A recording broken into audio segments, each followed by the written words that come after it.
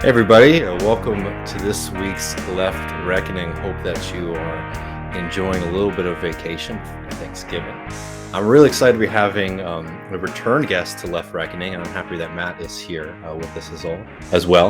Right now we have Lillian Cicerchia, who's a postdoc at the Free University of Berlin and the co-host of the phenomenal podcast, What's Left of Philosophy. How's it going? Good. Thanks, guys, for having me. Yeah, excited to talk with you. Yeah, I'm really happy to have you back on. And the first episode we did together was on left populism. And I think it was actually a really interesting conversation. It was funny to see it sort of pop up on a few other shows almost immediately after that. I know. As soon as we talked about it, people were like, oh, this post-marxism thing seems like it's kind of weird and making the rounds. But yeah, I talked to the guys at This Is Revolution about that too, I think. Which was a really fun, a really great conversation. And honestly, like, it's worth going into the post-Marxism and the left populism stuff because, I don't know, even if it might not be the dominant, like, intellectual strain of the forces that we're fighting against, it sort of reveals a certain way of thinking of the world that I don't think we haven't exited that time yet. Yeah, it's coming back. It comes back in my little corner of the world too. I mean, just recently I was like at a workshop and people draw on the idea of like the multitude and the kind of aversion to class politics pushes people, it's like I'm interested in capitalism again. I might even be interested in socialism, but I don't want to do like the bad Marxism stuff. And this seems like the softer version of it that you can kind of get into. So I think it's still out there. Yeah, and especially like this kind of fear of, I don't know, certainty, right, or any kind of concept of like totality, right, is like a very funny I don't know, it makes a certain kind of thinker skittish. But I mean, on that I mean, we brought you on today because you had a really interesting piece in Jacobin magazine that came out recently on Axel Honneth's new book. The title of the piece is called "No Marxism Isn't Economic Determinism," and I highly suggest people spend the time to read this piece. Especially, I know a lot of people listening to this show, are very interested in philosophy or in graduate programs themselves. So you will definitely get a lot out of it. But we want to talk a little bit about, I don't know, some of the general criticisms that Axel Honneth is sort of making about Marxism, specifically about this kind of concept of economic determinism, I don't know, to sort of prepare us and enrich our kind of understanding of Marxism, and socialist theory as we're trying to build political movements. So, I mean, first things first, would you say that Marxism is economic determinism? I didn't come up with that title, just so you know. They don't let you. So I think no, not in the sense that people usually think, but I think that maybe as the conversation progresses, we can talk about why there is some determinism in Marxism, but it's a totally reasonable kind, like in the sense that like there are structures in the world that place constraints upon us that we can't change as individuals. And all of the incentives that motivate people within those structures are against our emancipatory interests. And in that sense, like if it wasn't in some way, like if social structures weren't in some way determining our actions, then we could just change them right away and do what we want. But we can't do what we want. So like, yes, it's a way of understanding constraint, and that implies some kind of determinism, but people seem to mean something else by that. I'm always a little curious about what they think they mean, but they seem to mean like economic structures totally limit all of your behavior, that you don't have any agency, that there's nothing outside of the economic. And they seem to think something much more extreme than what I think. And so what I tried to say in the article and what I try to communicate is that determinism is like not that inflated of a concept. It actually just means that there are things that are more and less possible given what a social structure is like. No, I mean, just like on that, like, the ending of the Communist Manifesto, Marx's famous pieces like "Workers of the world unite." You have nothing to lose but your chains, right? Which is a sort of a challenge as much as a prediction. And I think a lot of people sort of expected that I mean, like when it comes to like Marx and Marxism, like, a charge is made against him and his theories that like, well, if he was right, we should be living in communism today, right? And the fact that we aren't means that he was sort of wrong about everything, because Marx was sort of making these like, I'm predicting the future right now. Here's what's going to happen. But you're sort of saying that there's a lot of different factors that sort of determine history. And some of them play a very, very large role, particularly the way that we sort of organize ourselves economically and our social relations. Yeah, I mean, there are things that are constraining our ability to solve our own problems, and that doesn't mean that we can't solve our problems, but it doesn't mean that we can solve them however we want and with whatever resources we want. That's the other part. The other, famous Marx quote is that, men make history. And then there's some other part I forgot. Sorry, but it's like they don't make history under the conditions of their own choosing. Yeah, their own choosing, and like I just think that that's a really simple way to put it. We don't choose the way that we're trying to act and the things we're facing in the world, but we do try to change them. And in some ways, we succeed more or less. And we force structures and people in power to react to our movements and the pressure we place on them. And so like we do change the structures, but if you could go from now to communism, I think that it's the critics. I mean, I just don't think that's a real criticism of Marxism. Like the Communist Manifesto is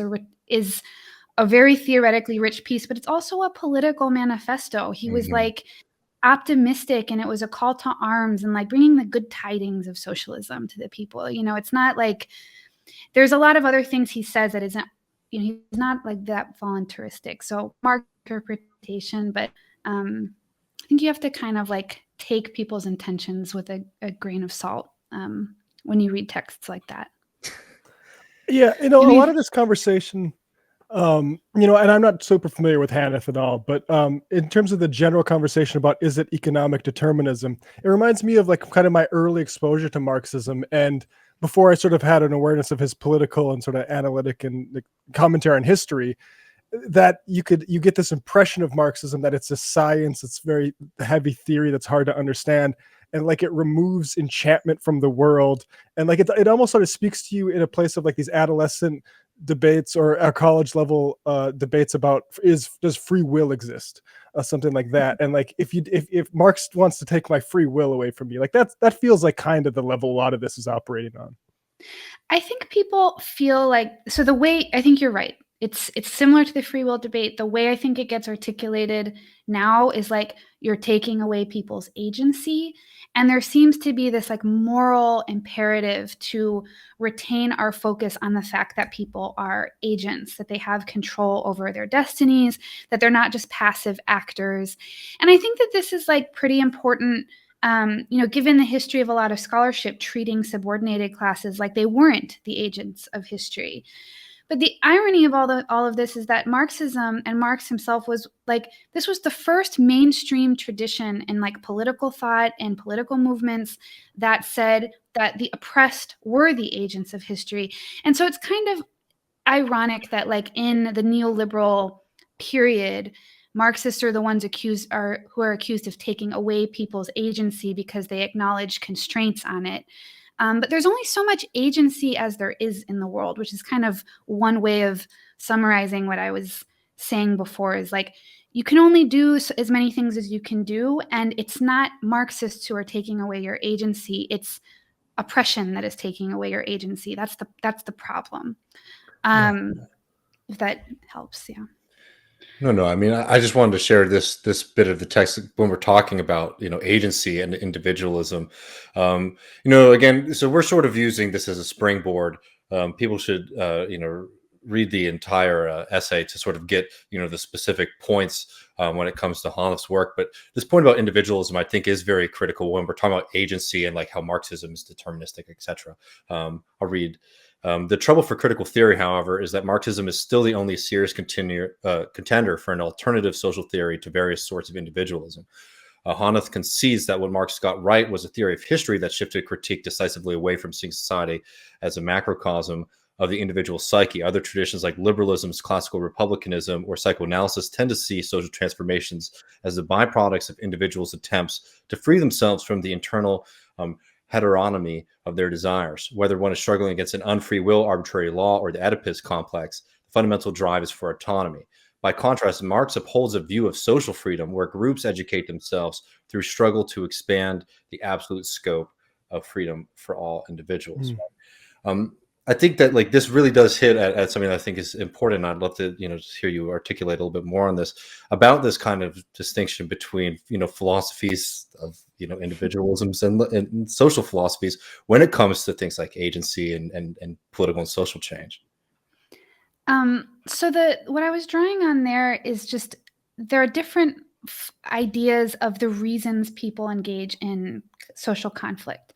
And like the other traditions I mentioned, psychoanalysis or republicanism, the classical kind, not the Republican Party, small r Republicans, and liberalism, they tend to see like that there's this fundamental drive within individuals that wants to free themselves from kind of external constraints on themselves as persons. And the idea is to kind of get free of all constraints, regardless of their nature. Like that's our drive. We want to have liberty, is one way of putting it. We don't want anyone telling us what to do. We don't want, interference from the government in our decisions. And this is how we're going to measure freedom, is just not being messed with. I was going to say, I would put that differently, but like we just want to be left alone. It's the freedom to be left alone. And I think Marxists just think about freedom really differently. We think that in order for individuals to be free, they have to live in a free society. And in order to live in a free society, you have to do things to both attain freedom, which means that everyone has to like develop capacities to maintain and to expand the scope of freedom beyond what exists for the privileged few. And that means that like you have to do things to collaborate, and that as individuals, your freedom is going to be a part of the freedom of a whole. But what we're talking about isn't just that you're going to be interfered with by a group or by the government. It's that it actually gets bigger. Freedom becomes a much broader scope of human flourishing than is the more narrow idea of just being left alone. We want to create meaning. We want to have our existential needs met. We want to be able to like not have our desires for like art and beauty and human connection be dictated by arbitrary forces that are, they're leaving us alone, sure, but we also don't have any control over them. So it's just kind of a different way of thinking about what human life is for and what it means to live in a good society. And it's a different way of thinking about social change. Like the one way of thinking about it is that what we need to do is just as individuals struggle to get people to leave us alone. And then the other one is we want to be able to live in a society that flourishes. And I think that, people who are not open to socialism usually see that as like the collective superseding the individual. But what Marxists think is that the freedom of the collective is necessary for the freedom of the individual. I mean, the way that you phrase, I don't know, there's Jefferson Davis, the president of the Confederacy, like famously had a line, and I can't remember what the context was, but I think it was in a letter or something, to the U.S. to Congress. It's like, I think in his resignation speech, actually, when he resigned from the Senate and then went on to become the president of the Confederacy, said, "All we wish is to be left alone." Right. And phrase this thing about like, personal freedom, when of course what he meant by being left alone was like, no, we need to continue being allowed to subjugate and own people. Right. So it's like, these kind of the conception of individual freedom, I don't know, it can sort of run up against, it runs up against society in sort of unfortunate ways. And I think in more ways than a lot of the people who sort of promote it as like a isolated value would care to admit. Yeah, and a lot of these traditions have very slippery histories, yeah? Like republicanism is obviously compatible with slavery, so is liberalism. And, Marxism isn't without its faults. Like there are repressive, like socialist regimes. And so you have to, weigh them. But it's not like there's this fundamental asymmetry where like what's obvious is that one group of people is supporting liberty and the other one is supporting crushing the individual within the collective. Actually, there are different paradigms of thinking about freedom. And if you're interested in socialism, like it's worth saying that there's a balance sheet here, and there are moral priorities, and you can think about how you want to articulate yours. Like maybe you have a liberal idea of socialism, maybe it's a Republican idea of that's fine. Some of these ideas are compatible, but it's not an antagonism between individuals and the group or individuals and the state. You're actually always positing a theory of how you think the social whole should be. And a lot of the time when people say, I just want individual liberty, they're actually presupposing a social structure that doesn't care about that at all. You actually just want liberty for a ruling class or a ruling group or whatever. So yeah, they're just different ideas of freedom, and it's not obvious. It shouldn't be obvious to people who are interested in socialist politics that one side, that there's a contrast between the group and the individual, and that's the end of the story. That's actually not what Marxists defend. We are pro-individual freedom. We just see it in a different context, in a different light. Yeah, I mean, for me, these conversations are always easy to win with my relatives, who are all basically like German immigrants that homesteaded. It's like we weren't given these homesteads as individuals, guys. Like all this sort of individualism we get to experience like a few generations later was because the government's like, we need some white peasants to go hold down that land from the Lakota and Dakota, right? And that led to a lot of individualism for folks like us. We can drive jet skis on the Missouri River now. That sort of thing.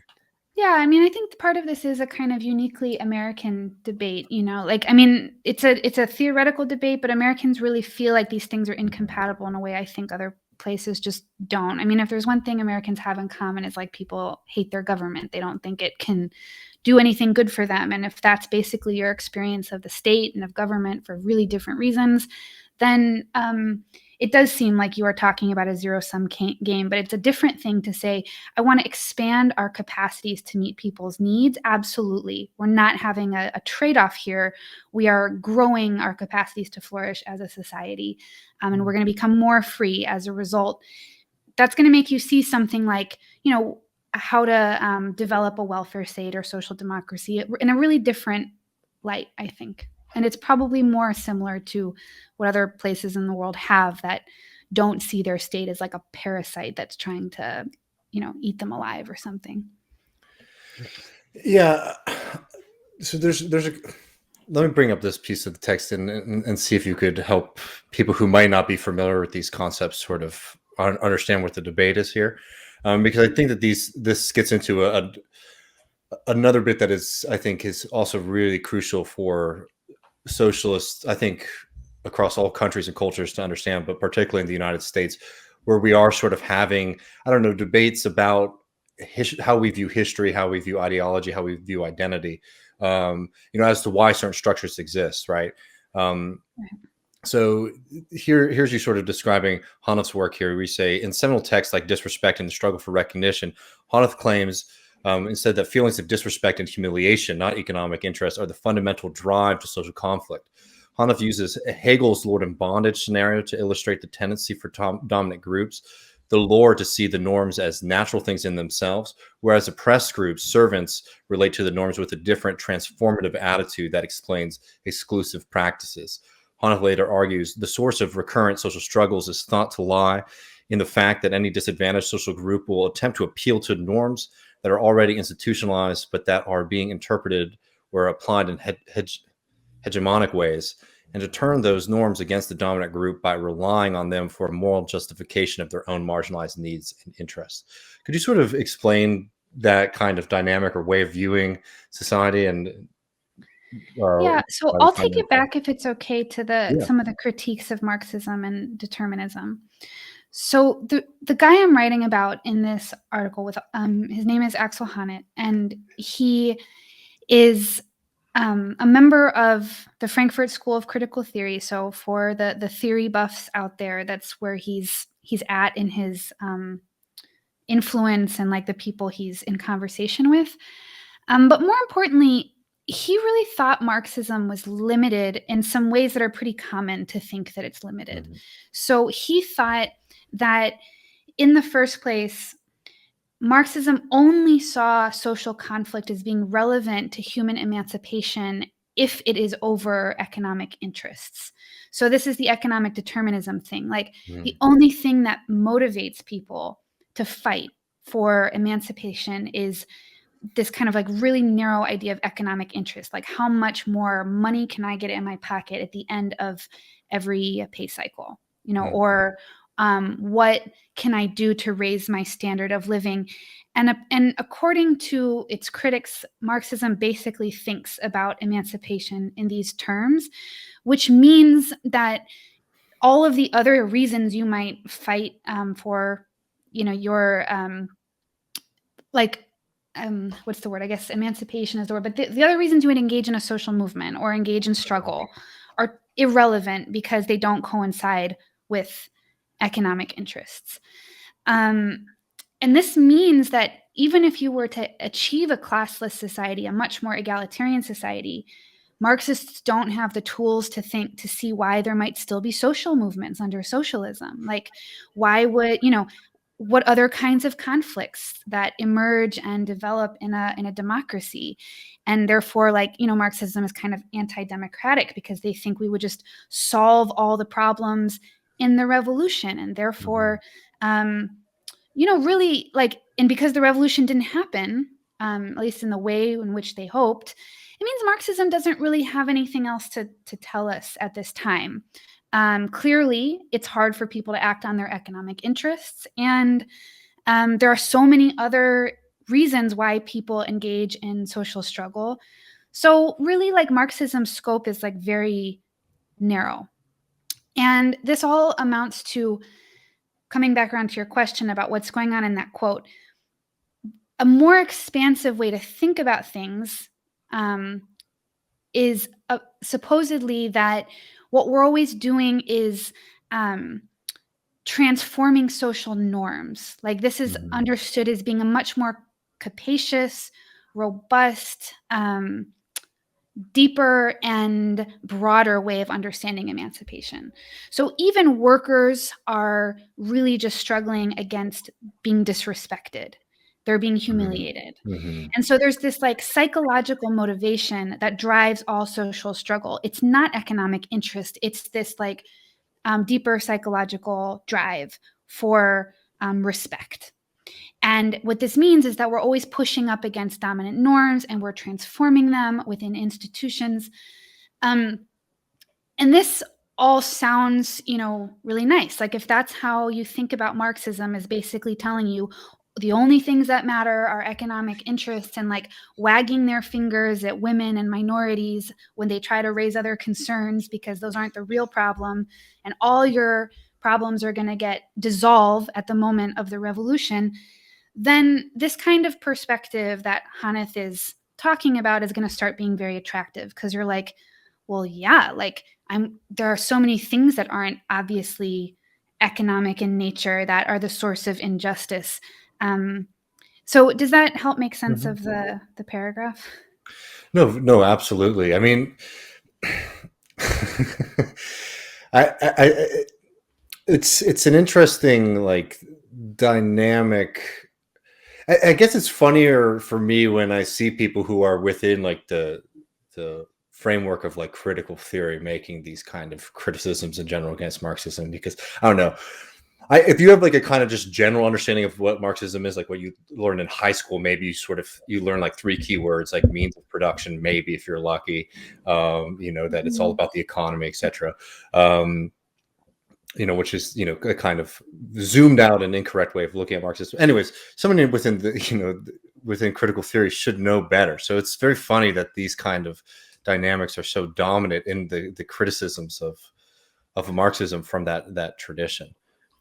It is really dominant. And I think it's not unique to that tradition, which is maybe makes it more, you know, broadly interesting to your audience, is that when you start accusing Marxism of these kinds of flaws, these limitations and this narrowness, and kind of by implication, the only people that matter is the straight male white worker. If that's how you start to carve out the tradition and like what it stands for, then there's actually a lot of things that you have to like start to ignore. So, I think about Marxists in the Weimar Republic who were like arguing about, the incommensurability of human values, and their criticism of capitalism is that it was forcing us to make all of our value judgments in accordance with market imperatives. And the point was actually that real socialism would be real value pluralism. We would be able to decide, distinguish between our values and what we want to accomplish, that and not have it be dictated by these imperatives. Like the criticism was of the narrowness of value. It wasn't a valorization of that narrowness. The critique was of capitalism. That's what constrains our ability to have more expansive understandings of human value. And then there's like other stuff, you think about, Krupskaya, she was the Bolshevik feminist who wrote that wonderful text. I can't remember it, but it's Eros and something. It was about like what love would look like under socialism. And it's just this like deep craving for like love and intimacy that you could see there's like a world opening up for her. And it wasn't like, and it's like economic interest. What are you talking about? Like people had these like worlds of possibility. Or, think about someone like Frantz Fanon. He's like diagnosing like psychological pathologies and so on. So this tradition is not economistic in any normal usage of that word. What did get, I think that what ended up happening is that people started to attribute to Marxism the same characteristics that it was critiquing capitalism for creating. The problem is that capitalism is reductive. Capitalism restricts our the scope of possibilities. Capitalism creates norms that coincide with its imperatives and makes our values like it's like we can't even imagine having other values aside from profit maximization and utility, like the marginal rate of substitution. You know what I'm saying? So the critique is of that dynamic. It's not about saying that there's only one interest in human emancipation. It's about saying that this particular set of problems is obstructing our ability to realize human freedom. That's the problem. No, I mean, just like on the like a historical example too, like it's like early Soviet Union. They call them the postcard divorces, right? You come from an extremely like patriarchal society, and then basically what they, it was like very early Soviet Union. They allowed people to essentially they write your name and your husband's name on it, and you send it in to the to the local authorities, and then that's it. You're divorced. And you're free to leave your husband. And the divorce rate in the early Soviet Union skyrocketed to like historic levels, right? And like the reason for that, and why that's something to celebrate is not all these unhappy marriages. I mean, it is to celebrate that these unhappy marriages were ending, that people had the freedom to make the decisions for themselves to leave situations that weren't good for them, right? So it's not saying that the only thing that mattered was how much people were getting paid, on the shop floor, right? Or even the ownership. Is like all of these other things they build out of a system, out of capitalism, right? And eradicating one source of power allows us to then confront other dictatorial powers in our life as well. I mean, like there's plenty of Fanon's another example of this too in his writings. It's like, there's something very powerful about, fighting and breaking against colonial powers to like re-enter history, to have the freedom that is sort of denied to you by like this, extremely oppressive system of colonialism, right? The point is like not that like there's only one view and one truth to the world. It's rather that like there is one force that sort of dictates the way that we interact with one another. And if we can eradicate that kind of power imbalance, you have really good results for the individual. And look, some people stayed with their husbands, and their partners that they really did love, and they had the freedom to do that as well, right? It just, I don't know. It's like, you have this kind of freedom. Then I think that you're so right that like a lot of people in the US don't sort of consider that side of freedom when we're talking about individuals and freedom at home. Yeah, I mean, that reminds me of like the maddest I've been in my life. I was working at McDonald's in high school, and they had had 2 grill guys in the back, so we knew one of us was going to get home, or was going to get sent home. And I, at this point, wanted to go home. I was like working 5 days a week and like wanted the night off. And the boss, instead of coming up, and you're usually like asked, you know, like if somebody wanted to go home, it's like, hey, I'd like it, the other guy stay. Instead, he comes up and he has a quarter on his thumb, and he flips the coin, looks at it, and he's like, and then he tells me, sorry, you're staying. Oh, And no. I felt like this is the first time in my life I ever felt my temple like pulsing, because it's like, and it's not like the time, and it's not the money or whatever. It's that he just did that, and he decreed it and said sorry, and like I just had to deal with that. And that was like, that's why it's like I don't really see a big split between this decision making and the material thing. Like when you have to like accept a decision because someone's over you, that's really frustrating. Yeah, and there's very little you can do to change it. I mean, I was just trying to think of another example that would be like helpful. So here's another way in which people think about economic reductionism. They usually say that Marxists like undervalue the importance of like the law or the state in creating in being important causal influences in their own right, but also just how important to what social goods they really are. And so because they're economistic, they don't appreciate how important like democratic rights are, you know, and this usually reflects back on a criticism of the Soviet Union or the Eastern Bloc. You know, as you can see, the absence of civil liberties and so on was a result of their economism. And like, here's another way to just like turn that upside down. The criticism of the capitalist state of political rights from a Marxist perspective, at least in my opinion, isn't that they aren't important. It's that capitalism makes them simultaneously accessible. You know, like you can fight for political rights, but on the other hand, it sort of devalues them because the political system becomes beholden to the capitalist class in a myriad of ways, sometimes directly, sometimes through capital strikes, through dependency on them paying their taxes and so on. And so on the one hand, yeah, these rights are important, but the Marxist critique is that they could be more important. They could be better if they weren't constrained by this political system that devalues them and is less democratic than it should be. The claim is never that there's only one problem to solve. Like, you know, we need democratic rights are less important than organizing people into trade unions or something. The argument is that there's a set of problems here, which is that political rights are devalued by the presence of this economic structure, and there is a challenge that needs to be met, which is expanding democracy. And we think the economic struggle has a role in doing that. And historically, that is something labor unions have been able to do through political parties, through political pressure, and so on. So the argument is never that the economic interest is the only interest. It's that this social structure constrains our ability to achieve all of our other interests and all of the other things that we want, that justice would require. And to me, the insight is going through the class structure. Like, that's what you have to do to get those other things. You have to go through the class structure. And that's the Marxist point. Our point is that you can't like go around it in some way. You have to go through it. And for some reason, this is understood to be reductionism or economism. But like, you know, I guess I'm just kind of hoping people will see that it's a critique of economism that Marxism offers.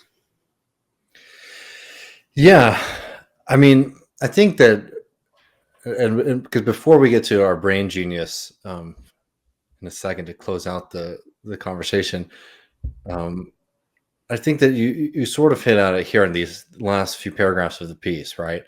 When you're talking about I don't know, norms and well, let me just read it because I think it's good for people who are listening.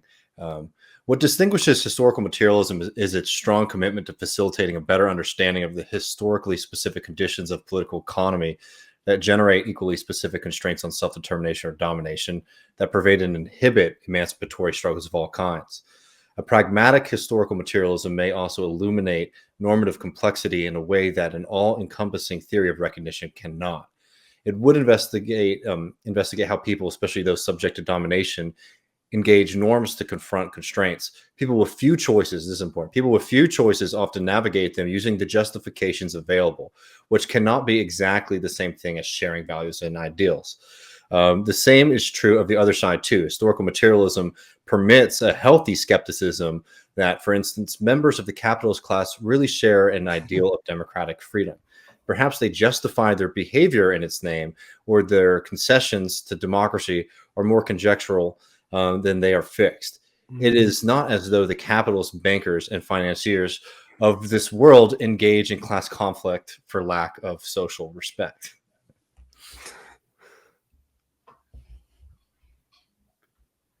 I think that, like, looking at this kind of deeper understanding that you get from historical materialism for like the norms in society, the way that people sort of justify their actions, and also understanding, I don't know, here you're sort of getting at to the fact that like we can make choices, etc., but like there are limitations that are sort of put onto us by like the economic structure, correct?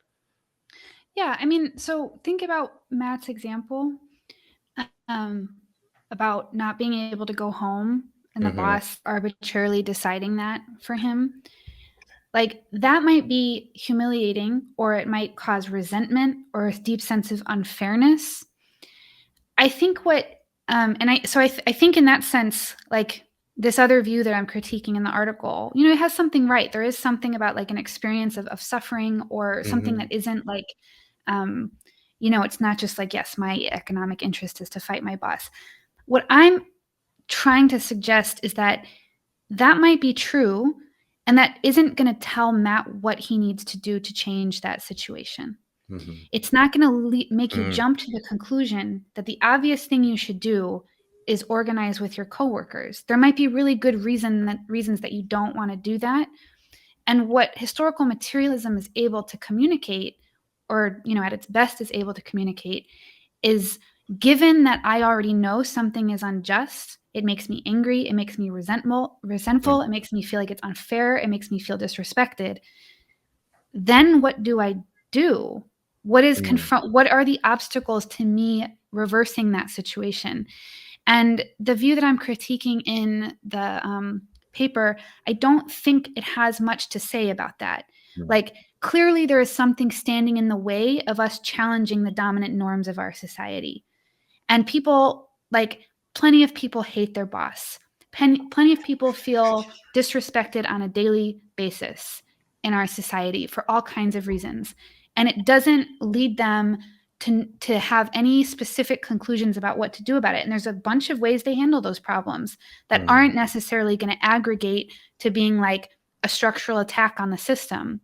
And so there's another level here that I try to introduce, which is, I think you could sum it up as like, if you're going to do a critical theory, or you're going to engage in theory, and you want to have like a critique of society, I guess, one task that you should be preoccupied with is like thinking about the strategic questions at a pretty high level of abstraction. Like, you should be thinking about what is inhibiting people from flourishing, and then also what is inhibiting people from making effective political demands, of having the capacity to change it.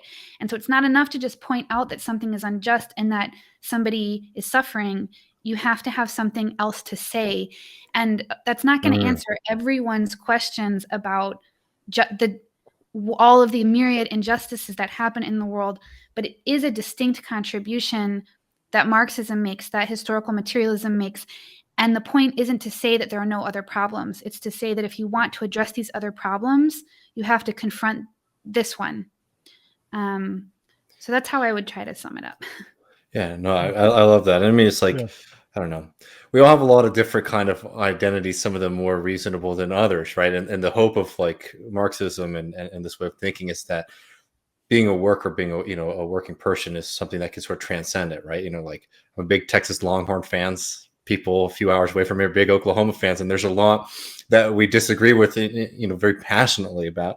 But we probably all share a kind of common denominator, and hope that, if we are to link up, we can sort of break through the cycle. Before we've gone on for a little bit. That's one way of putting it, David. No, I mean, like for real, it's like utopia. We have like this is my pitch to our friends from across the Red River. But while we have you here, and I hate to do this to you because this was a really elevated conversation, I do have to bring in the perspective of a world level expert on critical theory to stand up for some of these ideas, right? A leader in concepts. Because the thing that we're going to talk about James Lindsay for just a moment, just because it is funny to talk with Lillian here, somebody who's spending a lot of time like engaged deeply in these debates with folks coming from different traditions, right? And some of the traditions that she's sort of pushing back against here are like very Hegelian influenced, right? And to sit here in the way that James talks about Hegel, I think might be a little baffling as a Marxist. To see, but let's bring up a couple of quotes of his to see how you feel. The leader of whether I agree with his interpretation of the leader of the cancel culture. It would be amazing if you could figure out what his interpretation is in the first place. Yeah, we're gonna do some vetting. We'll do some vetting here, but this is the which one to start with because they're all good. Okay. Let's start here because this is the secret cheat code that James Lindsay feels like he has discovered into leftist thinking, which is that it all goes back to Hegel, and Hegel sort of secretly running things from behind the scenes. The woke get surprisingly pissed off when linked to Hegel, almost like it pulls back a curtain they don't want pulled back. Since they react in opposing directions, I have to assume it's straight on the target. Yes, a mathy way to say it would be that Marx did a Fourier transform on Hegel, and Gramsci did the inverse Fourier transform on Marx. That set up a Mao, a Leninist, to adapt a model of cultural Marxism that's now been repurposed through identity politics for the West. The two operations together removed the Geist, or at least hid it from view, while retaining every other essential characteristic so it doesn't look religious, but is. Do you think this is accurate to the history of, I don't know, Western philosophy and specifically Marxist philosophy? I have to be honest with you that like you read that middle paragraph so quickly that I like couldn't actually absorb all of the really important thoughts he had. I won't make you miss out on that. Yeah, I might need to bust it out in bullet points. Fourier transform, inverse Fourier transform, Mao, Lenin, cultural Marxism. Okay, got it.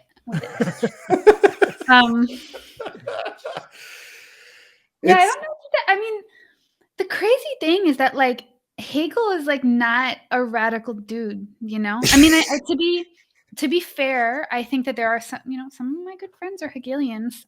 They are not like, super conservative people, but like Hegel was like into the monarchy. So the whole thing is just, I'm a little perplexed that they have drawn Hegel. Lenin, I understand. Mao, I understand.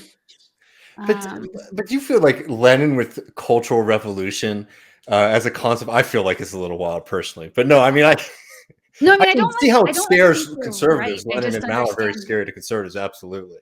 I understand why those figures would enter, but I really feel like it's kind of like James Lindsay like waded out of his depth, and he was just like, wow, there is this like secret world of philosophy that conservatives need to know about. Like, did you know that the whole Western canon is actually secretly Marxist? These unknown figures like Kant and Hegel, they have I mean, isn't like the thing about Hegel, like, isn't Trump kind of like a Hegelian great man sort of figure? Like, wait, what? There's a video that I remember my friends the world spirit. He thinks the world spirit is expressing itself through him. Is that? That's what I would argue. If I was a Hegelian, all of a sudden, there's a video of a guy. I can't remember who it is, so I don't want to say anything incorrect about them. But there's a video of somebody like freaking out at Times Square about Hegel, and Trump after he got elected. I'll have to find that video later because it's very, very wild. But if I remember correctly, they might have some sort of unsavory connections. But anyways, like that was the closest I've ever seen to anybody like seriously trying to, I don't know, tie Trump to Hegel. But it is, I don't know. It is. It is weird, pretty. Like Charlie Kirk brought up Hegel too in the Ben Burgess debate. I think that's Hegel's just the new one. Yeah. I see. He was like, we can talk about Hegel, we can talk about the phenomenology of spirit. And I remember, I think Ben Burgess was like, that's not where I thought you were going to go with that. But Exactly. I'm happy to do it. Also, like Ben is not somebody who you're going to like. Ben knows that stuff very well, but Ben is not somebody who's going to be like, "That's exactly what I believe." Right? You know, Ben is a very analytic guy. That's what I meant. I meant the dialectic. That's where I was driving this conversation the whole time. It's just the realization of the world spirit culminating in the self-knowledge of God. That's where this was all going. Never mind my Christopher Hitchens book. Never mind my atheism. I was actually trying to get us there. So this is a top 10 for me, because this is a big brain one too. Black Lives Matter is a Hegelian neo-Marxist dialectic meant to negate all lives matter. In essence, all men are created equal. The synthesis, their goal is some politically black lives matter more than others, and there's intersectional hierarchy of mattering. This one triggered them. And that's my favorite thing about James is like he proceeds to like go on and say something extremely obtuse and stupid. People call him obtuse and stupid, and he's like, triggered much? This is his big response there. I have two questions to ask. One, I feel like it's probably unfair. I am triggered. Yes. I'm triggered. Yeah. The only thing, so one, the Hegelian neo-Marxist kind of formation, I think is a wild one, because this is just not groups of people who like typically get along. Again, I also would be curious to know who the neo-Marxists are. The second bit, the only thing that James Lindsay has got under his belt, I think at this point, is, as he says, he has spent around 12 hours a day for the past 4 years reading the necessary literature to become a world expert on critical theory, Marxism, and Hegel. The only thing that I feel like he's picked, yes, he did. Oh, I should have had this clip for you if you haven't, man. You could do some deep dives. He's also he did like a panel for like New Hampshire, like the New Hampshire state legislature, and insisted that they call him doctor the whole time. But his doctorate is in mathematics, you know? Yeah.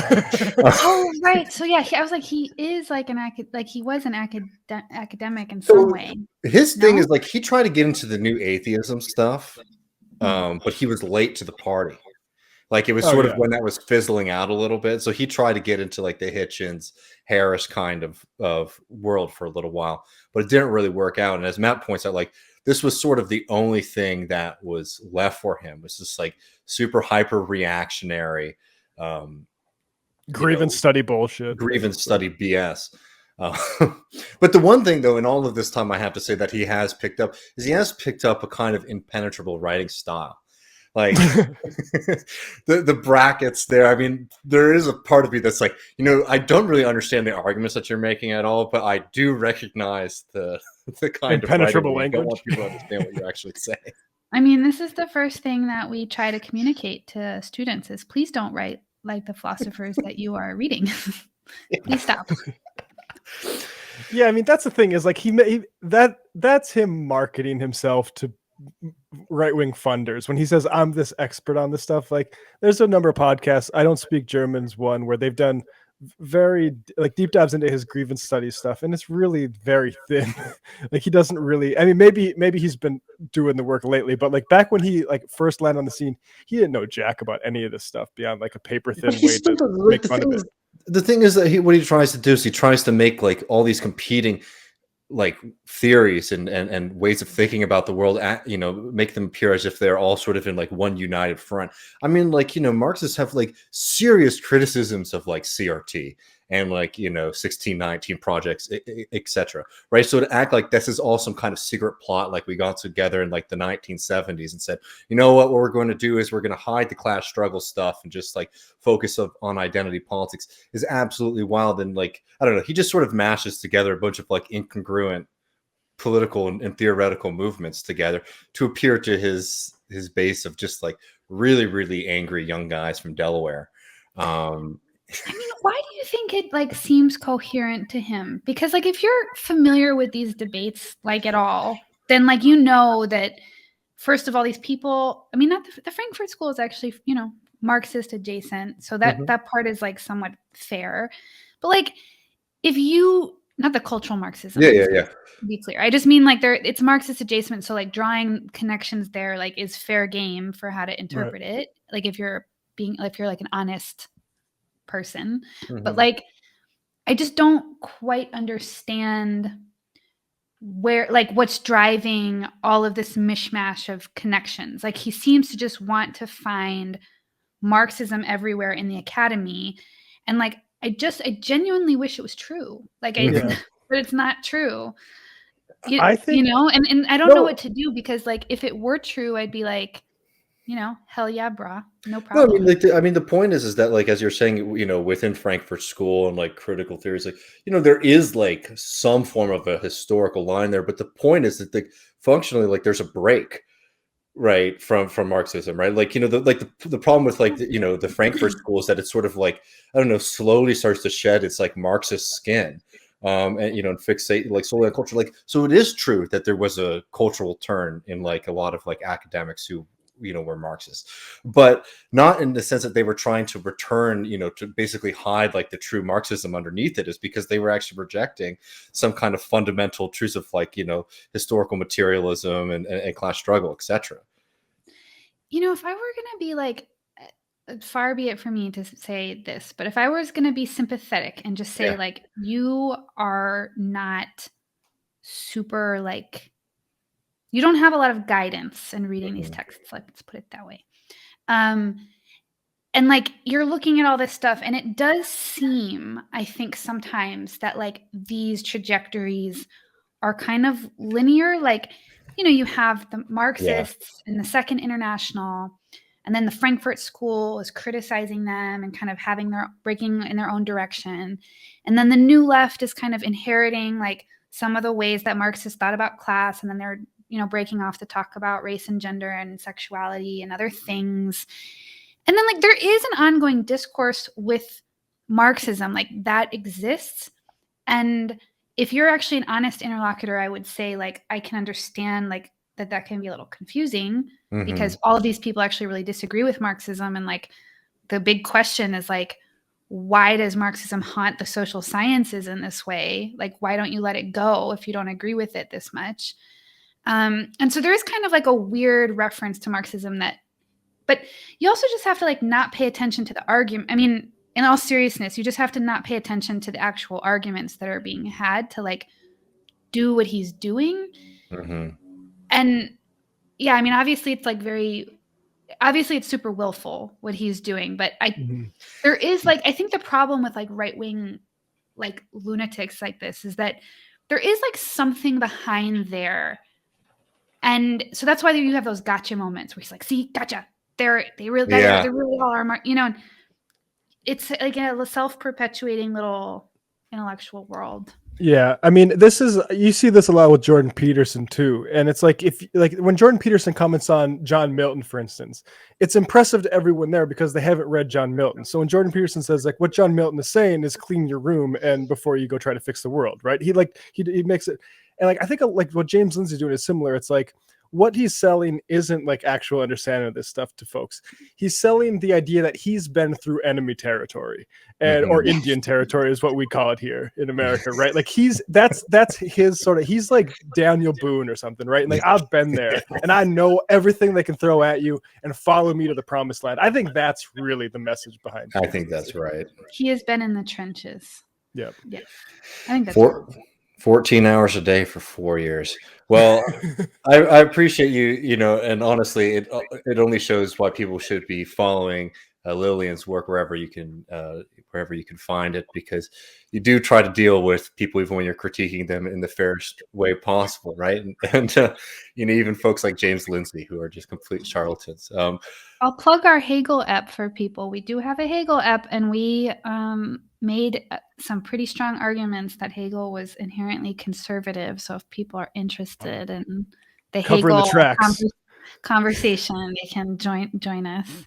No, people should definitely be listening to What's Left of Philosophy, and we'll put a link in the show notes to that episode where people can find it. We actually have James Lindsay is actually we used him as we have a little quote at the beginning of every episode, and when he said there is a straight line from Hegel to woke and it runs through Aufheben, we actually use that to start our episode, so it's very relevant. Well, you heard it here, folks. Thanks again, Lillian, for hanging out with us, and hope to do this again soon. Guys. Thanks, Lillian.